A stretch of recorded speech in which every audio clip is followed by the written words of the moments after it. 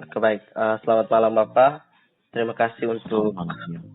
kesempatan yang diberikan hingga pada malam ini. Bapak bersedia untuk menerima saya untuk diwawancarai. Yang pertama, saya ingin memperkenalkan diri saya. Nama saya Primus Brieseran. Saya kuliah di Politeknik Pertanian Negeri Kupang, jurusan Manajemen Pertanian Langkring, program studi penyuluhan pertanian Langkring. Saya sekarang semester 6.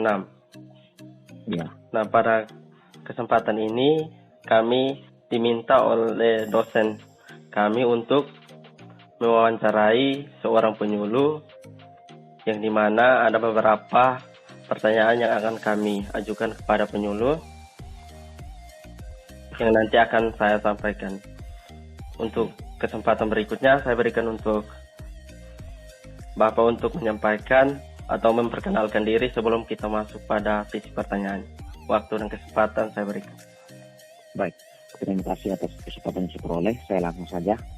Nama lengkap saya Simonule. Nama panggilan saya Monte. Kemudian saya sekarang tugasnya di Penyuluh Kabupaten TTU dan juga sekaligus guru pertanian agrarian tanaman pangan dan hortikultura di SMK di Kuning Selatan TTU. Saya diminta untuk dari adik Primus untuk memberikan beberapa pertanyaan terkait dengan seorang penyuluh yang ada di lapangan. Dan mungkin kesempatan berikutnya saya kembalikan untuk silakan mungkin beberapa pertanyaan yang perlu dipertanyakan. Saya persilakan untuk adik Primus.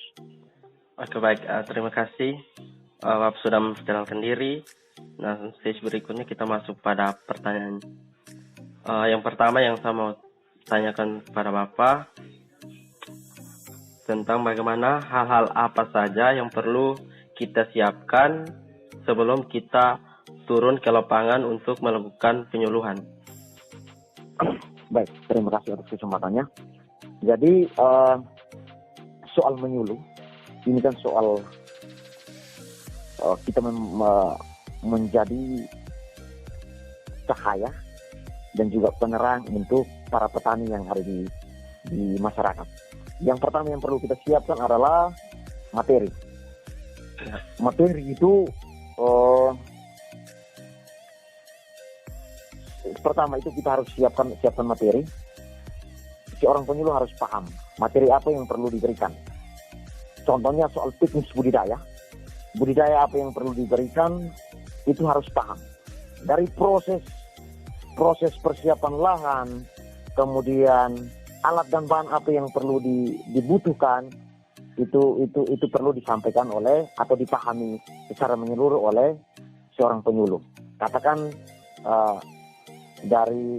dari kelompok ini atau katakan kelompok Karang Taruna yang ada di Kabupaten TTU, mereka membudidayakan tanaman tomat, katakan bisa tomat varietas Ana Servo. Yang pertama yang penyuluh tahu adalah teknis budidaya tanaman tomat ini. Jadi yang pertama itu kita persiapan lahan. Dengan kata lain bahwa kita membersihkan gulma, kemudian pembentukan bedengan. Bedengan itu berapa? 30 cm, kemudian lebarnya 1 meter, kemudian panjangnya disesuaikan dengan lahan. Kemudian sebelum itu kita sudah semai. Ya, sebelum semai kan kita harus seorang penyuluh kan harus mendampingi petani cara semai yang baik dan benar. Ya. Kemudian penanaman sampai perawatan. Perawatan kan ada 3. Penyulaman, penyiraman, dan pengendalian hama penyakit. Seorang penyuluh harus tahu tingkat serangan hama yang seringkali menyerang tanaman tomat. Itu seorang penyuluh harus paham itu. Sehingga petani tidak ragu ketika membudidayakan tanaman itu. Saya kembalikan. Oke, baik. Terima kasih. Bapak sudah menjawab pertanyaan yang pertama. Dan berikut saya masuk untuk pertanyaan yang kedua, Pak. Pertanyaan kedua ini menyangkut kendala apa saja yang Bapak alami saat menyuluh di petani. Waktu dan kesempatan saya berikan. Baik, terima kasih. Memang banyak hal yang tentunya kita temukan secara nyata di lapangan. Yang pertama bahwa ada beberapa hal teknis yang seorang penyuluh tidak 100% seorang penyuluh paham. Ada hal-hal tertentu, katakan penyakit-penyakit tertentu yang penyuluh kurang paham atau kan belum pernah mempraktekkan itu atau belum pernah mensosialisasikan itu. Kemudian hal yang kedua adalah bagaimana kita meyakinkan petani untuk mereka hidup sejahtera, hidup mandiri di dalam kelompok tersebut. Memang lumrah dan sulit kita mempertemukan atau meyakinkan para petani bahwa sejujurnya bahwa pertanian ini adalah membawa kita ke sesuatu yang bisa sejahtera lah, yang bisa sejahtera. Ya, saya kembalikan. Oke, baik. Terima kasih untuk Bapak yang sudah menjawab. Saya ingin bertanya juga mengenai masalah yang tadi Bapak sudah jelaskan mengenai kendala-kendalanya seperti apa. Ini menyangkut dari Bapak sendiri, pribadi Bapak yang Bapak temui tentang masalah-masalah apa yang Bapak rasa saat menyuluh mungkin mendapatkan kendala seperti apa itu secara pribadi Bapak. Terima kasih. Baik, secara pribadi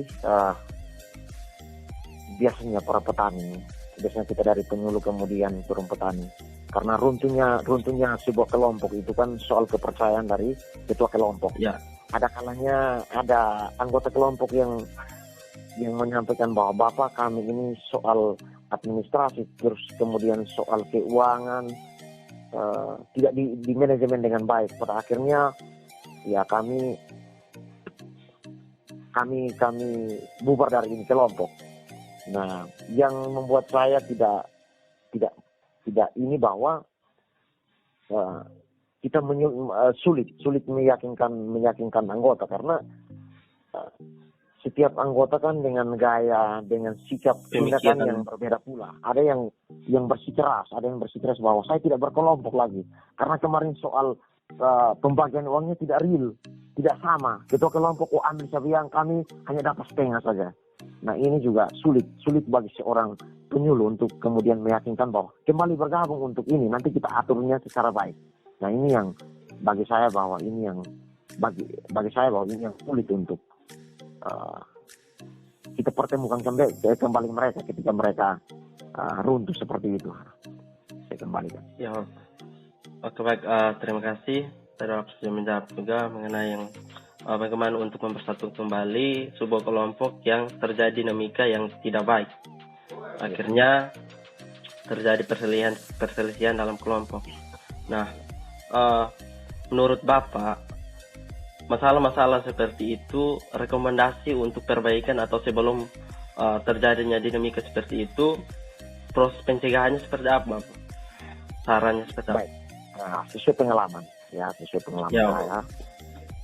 Yang pertama bahwa saya pendekatan secara internal, secara mandiri. Ya, katakan ketua kelompok sudah jalan, anggota sudah jalan, saya pendekatan secara perorangan. Ya, saya kasih motivasi bahwa mari kita sama-sama, mungkin lewat saya atau mungkin lewat cara ini kita bisa mampu menyelesaikan persoalan. Memang selama ini saya punya gaya, saya pendekatan secara internal, secara pribadi. Ya. Bahwa kita kembali, kita atur sedemikian rupa, kita manajemen ulang, kita memilih kembali anggota kelompok atau ketua kelompok baru, sehingga kepercayaan dan amanah yang diberikan untuk kelompok kita jaga. Ya. Kita jaga. Memang kalau kita pertahankan kita pertahankan badan pengurus yang baru, memang nanti sulit karena ketika saya pendekatan dengan anggota ini bilang kecuali kita bentuk badan pengurus baru atau kita pemilihan ketua kelompok baru. Nah, kemudian saya pendekatan, mari kita sama-sama dengan ketua kelompok lama, dengan badan pengurus lama, kita duduk sama-sama, kita kolegial, kemudian kita memutuskan, kita percayakan siapa yang memimpin dan siapa yang menjadi bendahara, wakil dan anggota-anggota yang lain. Nah, itu selama pencegahan alternatif yang saya ambil untuk kemudian bisa merespon persoalan ini. Saya kembalikan. Baik, terima kasih Bapak. Mungkin dari beberapa pertanyaan yang sudah saya ajukan, pertanyaannya sudah selesai, Bapak.